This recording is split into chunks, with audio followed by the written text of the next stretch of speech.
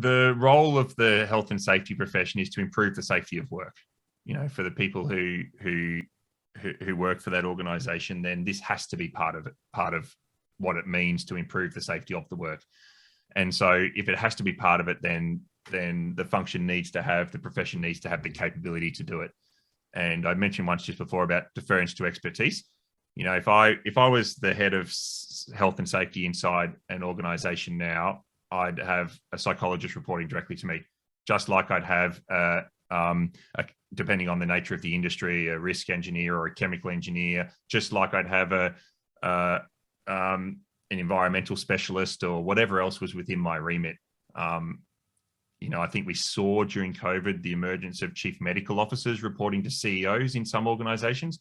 Obviously, that's, pandemic extreme, outside the capability of the WHS profession, but inside health and safety organizations, I'd expect to see growing employment of psychologists to do this well, to do it properly.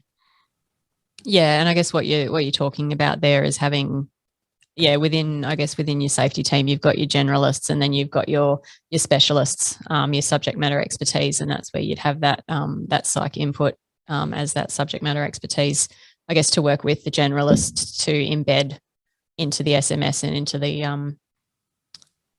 into the risk management processes that are there.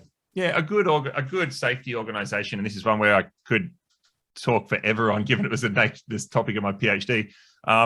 It's sort of like the three-legged stool. Like you say, you've got your specialists who actually know the content of the individual content areas, major hazard categories or whatever you want to call it. Then you've got your advisory business partners, the people who liaise with, the management in the organization, understand the business context and draw in on that specialist advice.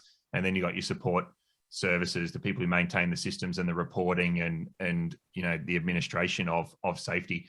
And I think what happens is organizations get the admin and the general stuff and then forget that those people don't know what they're talking about when it comes to a lot of the specific hazards in the workplace, whether it's chemical, whether it's any other sorts of damaging energies or psychosocial. So have a look at your safety organization and your technical subject matter expert pool, and make sure you've got a subject matter expert for every major hazard that you've got in your organization, would be my advice.